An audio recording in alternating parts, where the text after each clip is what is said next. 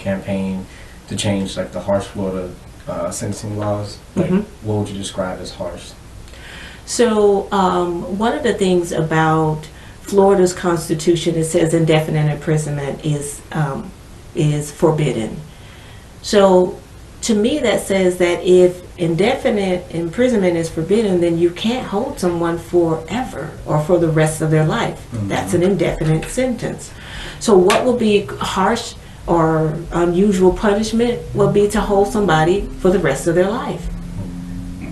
Right? That doesn't give an opportunity for redemption. They instituted that in order to, when they abolished slavery, they did not want them to, under the guise of something else, criminality, to come back and basically reestablish slavery. So they was telling you, yeah, you can get them, you can hold them for criminal, crimes, but you cannot hold them indefinitely.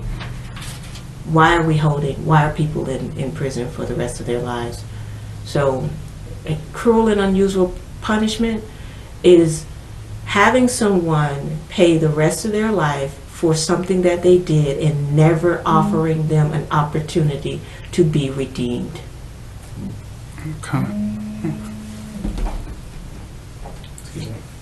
All right, also seen on Society's first site, they say believe in preventing future victimizations rather than system-based punishment.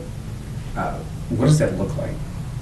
So when you talk about the current situation that's in prison, you have people go into prison and they learn how to be better criminals. So they learn something. So now one doesn't become two, one becomes three, right? Because they're going to teach somebody. Now you got three, and three becomes nine. And so you end up with this absolutely exponential growth in that. So now, not everybody is going to come out of prison right away.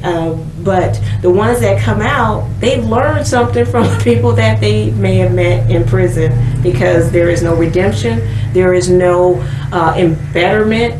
And I'm going to tell a story in just a second, but whenever they come out, they go out and then they recommit crime. And then now you're just creating that recidivism or that continuous cycle. I read a story about a young man who was, he went to work release.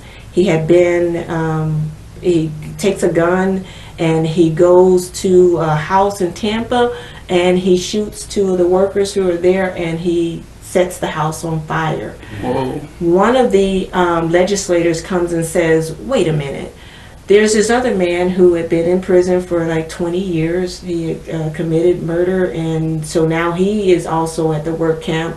He campaigned and he called Tallahassee until he got that man, this other man, back in prison for the rest of his time. Well, I started looking. I saw, well, wait a minute. What did the man who committed this crime do? He was in prison for burglary. He wasn't a murderer. He did 8 years. He went in a burglar. He came out a murderer. What is that saying? Because the only place he's been in the Florida Department of Corrections. Right. So Florida Department of Corrections took him from a burglar to a murderer. Right. The young man who was at work camp, who they made go back, who had his incident, who had been there 20 years, 25 years. Since the time that he still got out. Now he didn't have work release, so he didn't have any money saved up or anything like that. But I looked at that. All of this happened in like 2013. I looked from 2013 until 2023. There is absolutely nothing said about this man. Nothing. But then you have this other man who, burglary, he goes back to prison. Now he has a double homicide, a double life sentence, and he's back in prison now for the rest of his life. We, as a society, should have been more responsible to make sure that that did not happen. So, re-victimization, those two men that he killed when he came out they didn't have to die. Because when we had that, the young man with the 8 years, the burglar, we should have rehabilitated him so that when he came out, he was better and not worse. So that's what I mean by re-victimization. So you want me to say something else? No, I was gonna. I understand where you're coming from, but just for the sake of the viewers, I want to try to give a little bit of pushback. Okay. And say, like, why is it our responsibility to do so? Because, like you stated, you got two different situations, two different individuals that both serve time. So that would lead you to believe that they were both in similar situations. But one made one choice and the other one made another choice. So you got one person that gets out, turns his life around and becomes a successful individual. But then you got another person who you said went in a burglar and came out a murderer. Is that not of his own choices? Because what does that have to do with the rest of us as a society? Because you have some of us who have never put ourselves in that situation to either burglarize or to murder. So why should we be held responsible to help rehabilitate someone who put themselves in that situation? That's a great question, because when we talk about society and we talk about our ownership and taking ownership in it, is because we want to make sure that people who come back to our society are ready to come back to our society. If we take the ownership of that, then we can make sure that they're going to be ready. Right. Now, is it our issue or our problem? Yeah, it becomes our issue, because when they come back to our society, they talk about 90% are going to, eventually come back to our communities anyway. It really is our responsibility to make sure to hold those powers that be who are actually holding them for 8 years, 10 years, 20 years, to make sure that they do not come back to us worse. And if we hold them accountable, then we'll get some great product coming back to us. If we say, not my problem, I don't care, then we're responsible. We're inevitably saying, we don't care what you send back to us. Right. Just send us anything. Right. See, as a safety thing, isn't like, Yeah. you got children here, so what if they come back, commit more crimes? Exactly. And statistically, they're more likely to come back. So Right. it's like, what can we do to change that? And kind of speaking on that, you say we're supposed to take responsibility, so in what way? So, Not you. okay, sorry. So, in the way that we would take responsibility is, number one, putting something in place that's going to change the mindset of, there is a reason why he went down that path from the beginning, and then making them accountable to get better. That's what Ready or Not is about. It is an incentivized parole type of incentivized parole system. So if you're not ready because your mind is not ready, then you get to stay there. There are some people who do need to be in prison, because they don't have a change mindset. They don't want to do nothing positive. They just want to get out and see how they can do something all the more, just do something worse. Well, they may need to be there. But you got people who actually say, listen, I made a mistake and I'm ready to change my life. I want to do something different.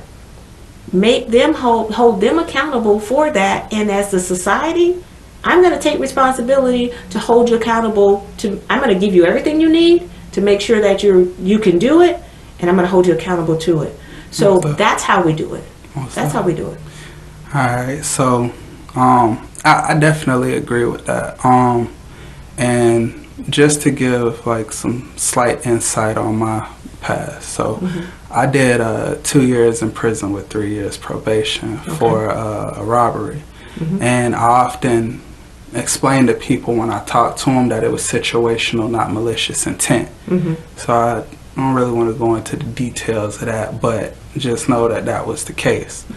I remember like my last 6 months before I came home, because I was in a private camp, Lake City Correctional, and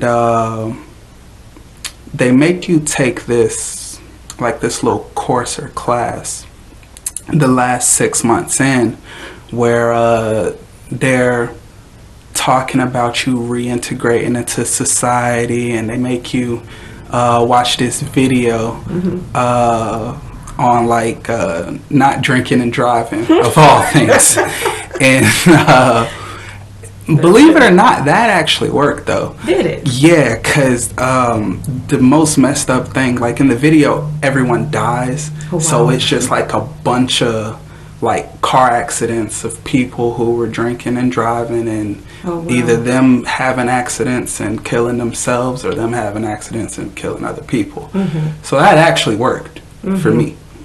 But nevertheless, with the whole talking about you reintegrating into society, I do agree with you that we as a society need to do a little bit more to meet that, because like when I first came home, I had like a whole list of things that I wanted to do for myself within my first year being out. And one of the things was I knew that I needed to build up some type of experience in the workforce. And so I was going to places like People Ready and other like organizations like that to try to get you like some quick labor for a couple of weeks or a couple of months and stuff like that.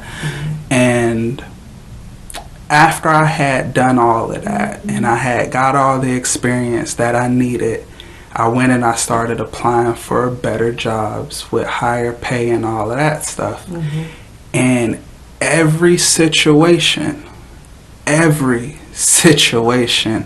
it was, you meet all of our qualifications, we like you, you have a good personality, you're well spoken, but unfortunately, because of your background, we can't hire you, and we gotta go with someone else. And like, it be like the little stuff like that if I didn't have the mindset that I have, and if I didn't know that God is real and He is truly living and that He had my back, so easily, I could have did like a lot of other people and turned back to what I knew. Yeah, I know how to make money. Yeah, you know what I'm saying? And like that is one of those like major issues that